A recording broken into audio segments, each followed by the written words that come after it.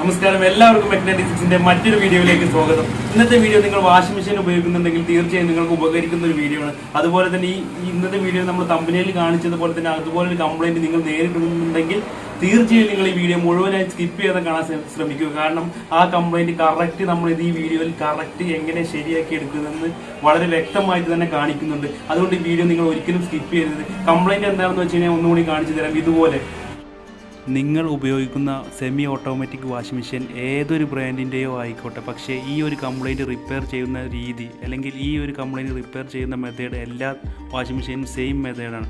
അപ്പോൾ നമ്മൾ power supply കൊടുത്ത് വാഷിംഗ് മെഷീൻ ഓൺ ചെയ്യുമ്പോൾ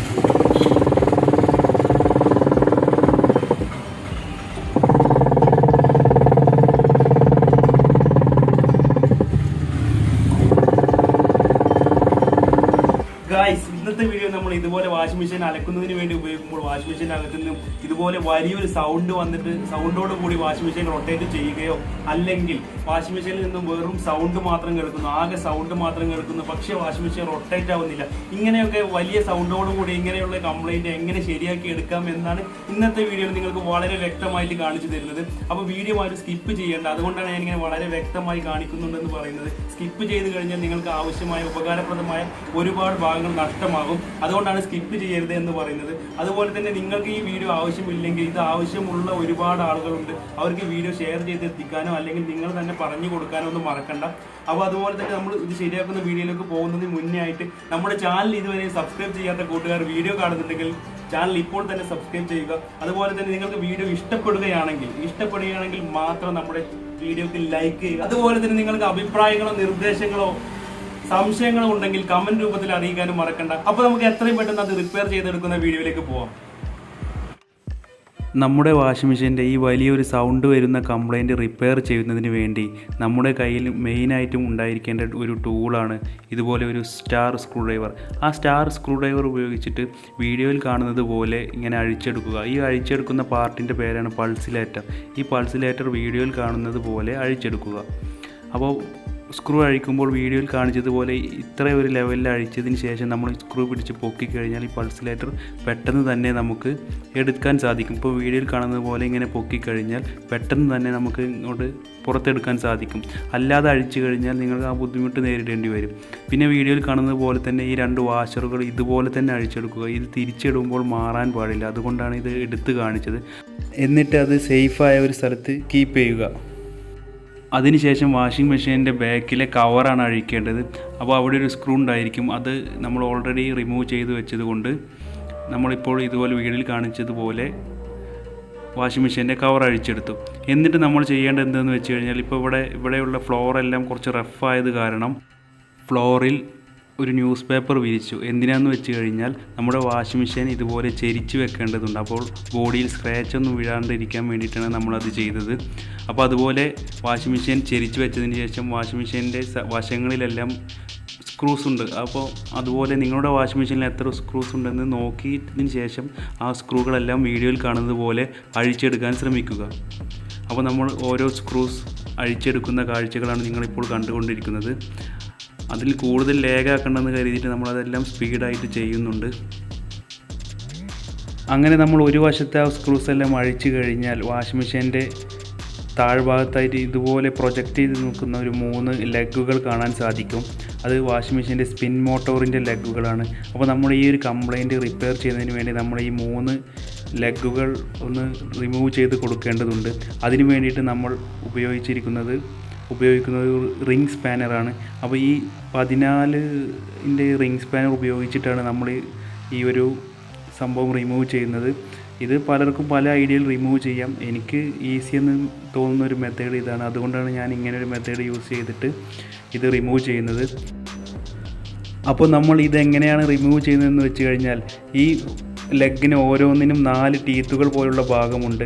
അതിൽ ആ 4 ടീത്തുകൾ പോലുള്ള ഭാഗം എല്ലാ ഭാഗവും കൂടി നമ്മൾ റിംഗ് സ്പാനറിനകത്തോട്ട് വീഡിയോയിൽ കാണുന്ന പോലെ കയറ്റി വെച്ചതിന് ശേഷം ഇതുപോലെ കൈകൊണ്ട് ഒന്ന് പുഷ് ചെയ്ത് കൊടുക്കുക അല്ലെങ്കിൽ ജസ്റ്റ് ഒന്ന് സ്ട്രൈക്ക് ചെയ്ത് കൊടുക്കുകയൊക്കെ ചെയ്ത് കഴിഞ്ഞാൽ ആ ലെഗ് വാഷിംഗ് മെഷീനകത്തോട്ട് അങ്ങ് കയറി പൊക്കോളും. അതുപോലെ തന്നെ നമ്മൾ രണ്ടാമത്തെയും മൂന്നാമത്തെയും അഴിച്ചെടുക്കാൻ പറ്റുമോ എന്ന് നോക്കുക. ചിലപ്പോൾ അത് ഒറ്റയടിക്ക് നമുക്ക് റിമൂവ് കൈകൊണ്ട് അടിച്ചാലോ അല്ലെങ്കിൽ സ്ട്രൈക്ക് ചെയ്ത് കൊടുത്താലോ ഒന്നും റിമൂവ് ആയെന്ന് വരില്ല. അപ്പോൾ അതുപോലെ ആവാത്ത കാഴ്ചകളാണ് നിങ്ങളിപ്പോൾ കണ്ടുകൊണ്ടിരിക്കുന്നത്. ഇപ്പോൾ നമ്മൾ ഒന്ന് ട്രൈ ചെയ്തു, അത് പോയില്ല. അപ്പോൾ അതിന് തൊട്ടപ്പുറത്തുള്ള ലെഗും കൂടി ഒന്ന് ട്രൈ ചെയ്ത് നോക്കുകയാണ് ഇപ്പോൾ നിങ്ങൾ കണ്ടുകൊണ്ടിരിക്കുന്നത്. അപ്പോൾ നമ്മൾ ഇതും അതുപോലെ ട്രൈ ചെയ്തിട്ട് പോയിട്ടില്ല എന്നുണ്ടെങ്കിൽ നമ്മൾ ജസ്റ്റ് വീണ്ടും ഒന്ന് ട്രൈ ചെയ്ത് നോക്കുക, അതുപോലെ പോവോ ഇല്ലയോ എന്ന്. പോയിട്ടില്ല എന്നുണ്ടെങ്കിൽ വേറെ വഴികളെല്ലാം ഉണ്ട്.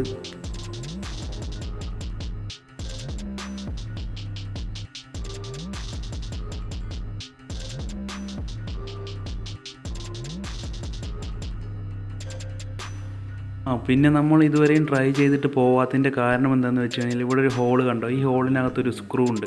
ആ സ്ക്രൂ ഒന്ന് റിമൂവ് ചെയ്ത് കൊടുത്തു കഴിഞ്ഞാൽ ചെറുതായിട്ട് ബോഡി ഒന്ന് ലൂസാവും.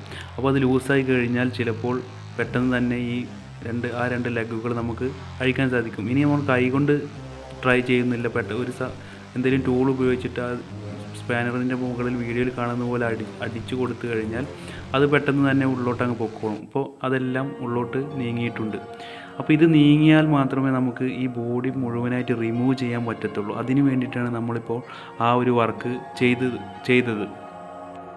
അങ്ങനെ നമ്മളത് റിമൂവ് ചെയ്തതിന് ശേഷം വാഷിംഗ് മെഷീൻ ഓപ്പോസിറ്റ് സൈഡിലേക്ക് തിരിച്ച് വെച്ചിട്ട് വീണ്ടും നമുക്ക് അതുപോലെ അഴിച്ചെടുക്കേണ്ടതുണ്ട്. ഇപ്പോൾ നമ്മൾ അഴിച്ചതിൻ്റെ ഓപ്പോസിറ്റ് സൈഡിൽ അഴിക്കണമെന്നുണ്ടെങ്കിൽ വാഷിംഗ് മെഷീൻ തിരിച്ച് വെച്ചിട്ട് വീണ്ടും നമ്മൾ വാഷിംഗ് മെഷീനെ ചെരിച്ച് കിടത്തി വെച്ചു.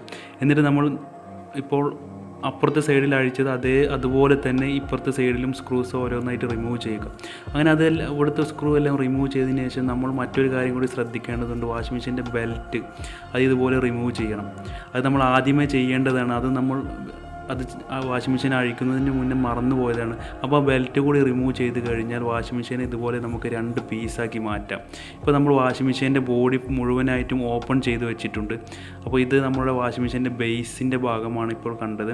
അപ്പോൾ ഇനി നമുക്ക് റിമൂവ് ചെയ്യേണ്ടതെന്ന് വെച്ച് കഴിഞ്ഞാൽ നിങ്ങൾ തമ്പനയിൽ എൻ്റെ കയ്യിൽ കണ്ടതുപോലുള്ളൊരു സംഭവം ഇപ്പോൾ ഇവിടെ നിങ്ങൾക്ക് കാണാൻ സാധിക്കുന്നുണ്ടല്ലോ. അപ്പോൾ ഇതാണ് വാഷിംഗ് മെഷീൻ്റെ ഗിയർ ബോക്സ്.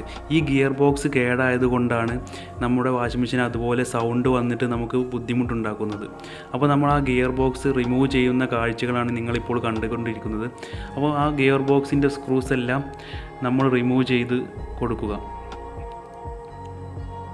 ആ സ്ക്രൂ എല്ലാം റിമൂവ് ചെയ്ത് കഴിഞ്ഞാൽ ഏകദേശം ഇത്രത്തോളം വരും. അങ്ങനെ നമ്മൾ സ്ക്രൂ എല്ലാം റിമൂവ് ചെയ്തതിന് ശേഷം വാഷിംഗ് മെഷീൻ്റെ പഴയ ഗിയർ ബോക്സ് ഇതുപോലെ ഷെയ്ക്ക് ചെയ്ത് വലിച്ചു കഴിഞ്ഞാൽ അതിങ്ങോട്ട് ഊരിപ്പോരും. അപ്പോൾ നമ്മളിപ്പോൾ കണ്ടുകൊണ്ടിരിക്കുന്നത് വാഷിംഗ് മെഷീൻ്റെ കേടായ ഗിയർ ബോക്സ് ആണ്. അപ്പോൾ ഈ വാഷിംഗ് മെഷീൻ്റെ ഇതിനകത്ത് ഒരുപാട് പൽചക്രങ്ങളൊക്കെ ഗിയേഴ്സൊക്കെയാണ് ഉള്ളത്. അപ്പോൾ ഈ ഗിയേഴ്സ് കേടായത് കൊണ്ടാണ് ഇതുപോലെ ഗിയേഴ്സിന് തേയ്മാനം ഉണ്ടായത് കൊണ്ടാണ് അതുപോലെ സൗണ്ട് വന്നത്. അപ്പോൾ നമ്മൾ ഈ ഗിയർ ബോക്സ് അങ്ങ് അഴിച്ചെടുത്ത് കഴിഞ്ഞാൽ ഇതുപോലെ വാഷിംഗ് മെഷീൻ്റെ അകത്തൊരു വാഷർ കാണാം. ഇത് വളരെ ഇമ്പോർട്ടൻ്റായ ഒരു റബ്ബർ വാഷറാണ്. ഈ വാഷർ നമ്മൾ പൊട്ടിപ്പോവുകയോ ഇനിയിപ്പോൾ പുതിയ ഗിയർ ബോക്സ് ഫിക്സ് ചെയ്യുമ്പോൾ ഇതാണ് നമ്മുടെ പുതിയ ഗിയർ ബോക്സ്. അപ്പോൾ ഈ ഗിയർ ബോക്സ് ഫിക്സ് ചെയ്യുമ്പോൾ ആ വാഷർ മിസ്സായി കഴിഞ്ഞാൽ വാഷിംഗ് മെഷീനിൽ നിന്നും വെള്ളം ലീക്കായി മോട്ടറിലോട്ടെല്ലാം വീഴാൻ സാധ്യതയുണ്ട്. അപ്പോൾ വീഡിയോ ആരും സ്കിപ്പ് ചെയ്യണ്ട. അപ്പോൾ ഇതാണ് നമ്മുടെ പുതിയ ഗിയർ ബോക്സ്. ഈ ഗിയർ ബോക്സിൽ നമുക്ക് ഒരു വാഷറും അതുപോലെ തന്നെ ഇപ്പോൾ ഈ വെള്ള കളറിൽ കാണുന്നതാണ് വാഷിംഗ് മെഷീൻ്റെ പുള്ളി എന്ന് പറയുന്ന സംഭവം, ഗിയർ ബോക്സിൻ്റെ പുള്ളി. ആ മുകളിൽ കാണുന്നത് ഗിയർ ബോക്സും. പഴയതും പുതിയതും തമ്മിൽ പുള്ളിയിൽ ചെറിയ മാറ്റമുണ്ട്, പക്ഷേ ഡയമെൻഷൻസ് എല്ലാം കറക്റ്റാണ്. അപ്പോൾ ഇതാണ് നമ്മുടെ പുതിയ ഗിയർ ബോക്സും പഴയ ഗിയർ ബോക്സുമാണ് ഇപ്പോൾ നിങ്ങൾ കണ്ടുകൊണ്ടിരിക്കുന്നത്. അപ്പോൾ പുതിയതിലും അതുപോലെ റബ്ബർ വാഷർ ഉണ്ട്, പക്ഷേ നമ്മൾ എപ്പോഴും സജസ്റ്റ് ചെയ്യുന്നത് ആദ്യം യൂസ് ചെയ്യുന്ന റബ്ബർ വാഷർ തന്നെയാണ്. ഇത് പഴയ ഗിയർ ബോക്സിൻ്റെ റബ്ബർ വാഷറാണ് ഇനി നമ്മൾ വീണ്ടും യൂസ് ചെയ്യാൻ പോകുന്നത്. അതെന്ന് വെച്ച് കഴിഞ്ഞാൽ അതിട്ട് കഴിഞ്ഞാൽ ഒട്ടും ലീക്ക് വരില്ല എന്നുള്ളത് ഗ്യാരൻറ്റിയാണ്. പുതിയതിനും വരുമെന്നല്ല, എന്നാലും പഴയതാണ് അതിന് കറക്റ്റായിട്ട് ഇരിക്കുക എന്നൊക്കെയാണ് എൻ്റെ ഒരു വിശ്വാസം. നമ്മളിത് ഇട്ട് കൊടുത്തിട്ട് ഇതുവരെ കംപ്ലൈൻ്റ് ഒന്നും വന്നിട്ടില്ല, അതുകൊണ്ട് പുതിയതിനെ നമ്മൾ അത് ഇട്ട് കൊടുക്കുന്നില്ല, അത് ഒഴിവാക്കുകയാണ്. അപ്പോൾ ആദ്യം ആ വാഷിംഗ് മെഷീനിൽ ഇരുന്ന ആ ഒരു പഴയ വാഷർ തന്നെയാണ് നമ്മൾ വീണ്ടും യൂസ് ചെയ്യുന്നത്. അപ്പോൾ അത് ശരിയായ രീതിയിൽ വീഡിയോയിൽ കാണുന്നത് പോലെ നമ്മുടെ ഗിയർ ബോക്സിൽ ഫിക്സ് ചെയ്ത് കൊടുക്കുക. എന്നിട്ട് നമ്മൾ വാഷിംഗ് മെഷീൻ്റെ ഗിയർ ബോക്സ് ഇരിക്കാൻ പോകുന്ന ഹോളൊന്ന് ക്ലീൻ ചെയ്ത് കൊടുക്കുക. അവിടെ പൊടിയൊക്കെ ഉണ്ടായിരിക്കും.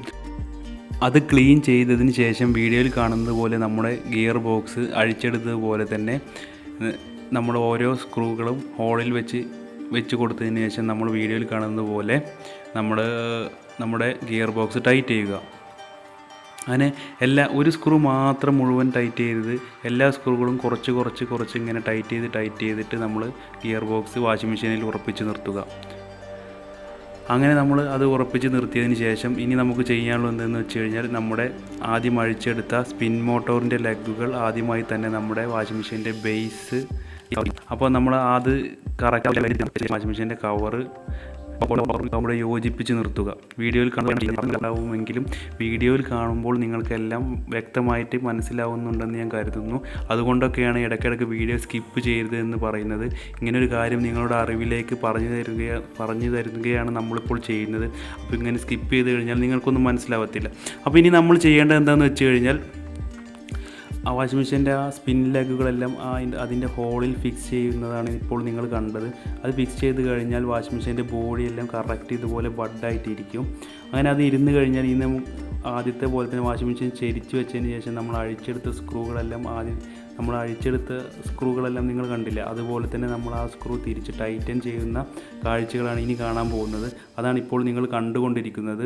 അപ്പോൾ നമ്മൾ അതുപോലെ തന്നെ അതുപോലെ അഴിച്ചെടുത്ത പോലെ ഓരോ സ്ക്രൂകളും വാഷിംഗ് മെഷീൻ ഇതുപോലെ ചരിച്ച് കടത്തി വെച്ചിട്ട് ടൈറ്റ് ചെയ്യുക. അതുപോലെ തന്നെ ഓപ്പോസിറ്റ് സൈഡിലും ഇനി നമ്മൾ അതുപോലെ ചെയ്യേണ്ടതുണ്ട്. അത് ചെയ്ത് കഴിഞ്ഞാൽ നമ്മൾ ചെയ്യേണ്ടത് എന്താണെന്ന് വെച്ച് കഴിഞ്ഞാൽ നമ്മൾ നേരത്തെ അഴിച്ചെടുത്ത വാഷിംഗ് മെഷീൻ്റെ മോട്ടോറിൽ നിന്നും അഴിച്ചെടുത്ത ആ ബെൽറ്റ് വാഷിംഗ് മെഷീനിൽ അതുപോലെ ഫിക്സ് ചെയ്ത് കൊടുക്കണം. എന്നാലേ നമ്മുടെ വാഷിംഗ് മെഷീൻ മുഴുവനായിട്ട് റൊട്ടേറ്റ് ആവത്തുള്ളൂ. അപ്പോൾ ബെൽറ്റ് ഇതുപോലെയാണ് ഫിക്സ് ചെയ്യേണ്ടത്. അപ്പോൾ ഈ കാര്യവും നമ്മൾ വളരെ വ്യക്തമായിട്ട് വീഡിയോയിൽ കാണിച്ചിട്ടുണ്ട്, വാഷിംഗ് മെഷീൻ്റെ ബെൽറ്റ് ഫിക്സ് ചെയ്യുന്ന രീതിയെല്ലാം. അപ്പോൾ അത് ബെൽറ്റ് ഫിക്സ് ചെയ്തതിന് ശേഷം നമ്മൾ ആദ്യം അഴിച്ചെടുത്ത ആ 2 മെറ്റൽ വാഷറും ഒരു റബ്ബർ വാഷറും കൂടി വീഡിയോയിൽ കാണുന്ന പോലെ കറക്റ്റ് ഫിക്സ് ചെയ്യുക. അതിനുശേഷം നമ്മൾ ഏറ്റവും ആദ്യം അഴിച്ചെടുത്ത പൾസിലേറ്റർ വാഷിംഗ് മെഷീനിൽ ഫിക്സ് ചെയ്തതിന് ശേഷം അതിൻ്റെ സ്ക്രൂ നമ്മൾ ടൈറ്റൻ ചെയ്ത് കൊടുക്കുക. അങ്ങനെ അത് ടൈറ്റൻ ചെയ്ത് കൊടുത്തതിന് ശേഷം നമ്മൾ വാഷിംഗ് മെഷീൻ വർക്ക് ചെയ്യിപ്പിച്ച് കാണിക്കുന്നുണ്ട്. അപ്പോൾ നിങ്ങൾക്ക് മനസ്സിലാവും നമ്മൾ ഇപ്പോൾ ചെയ്തത് കറക്റ്റായോ ഇല്ലയോ എന്ന്.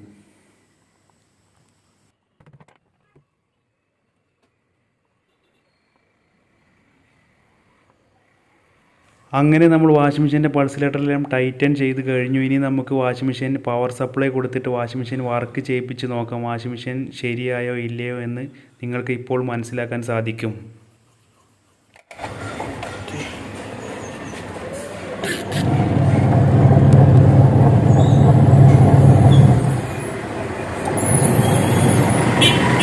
അപ്പോൾ നമ്മുടെ വാഷിംഗ് മെഷീൻ്റെ ആ കംപ്ലൈൻറ്റ് റിപ്പയർ ആയിരിക്കുകയാണ്, ശരിയായിരിക്കുകയാണ്. ഇനി ഒരു കാര്യം കൂടി പറയാനുണ്ട്.